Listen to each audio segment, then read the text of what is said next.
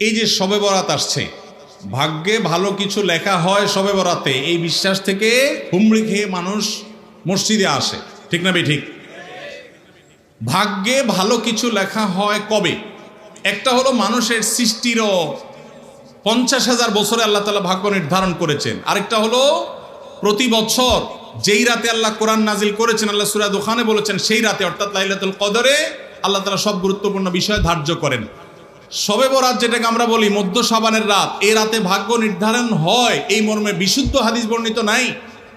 তারপরে আমরা জেনারেলি বলি ভাগ্যে যেন ভালো কিছু আল্লাহ লেখেন, আপনার নসিবে যেন ভালো কিছু আসে, আপনার রিজিকে যেন আল্লাহ বরকত দান করেন, এর জন্য বেশ কিছু আমল আমরা কোরআন হাদিসের আলোকে বলতে পারি, সাজেশন দিতে পারি।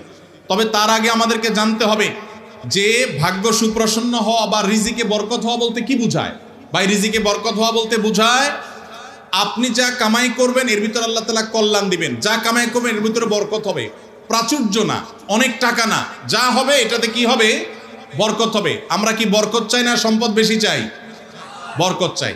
বরকত যদি চান, এক নম্বর হলো ঈমান এবং তাকওয়া লাগবে। আল্লাহ বলেছেন ওয়ালাউ আন্না আহলাল কুরআন আমানু ওয়াত্তাকাও লাফাতাহনা আলাইহিম বারাকাতিম মিনাস সামা।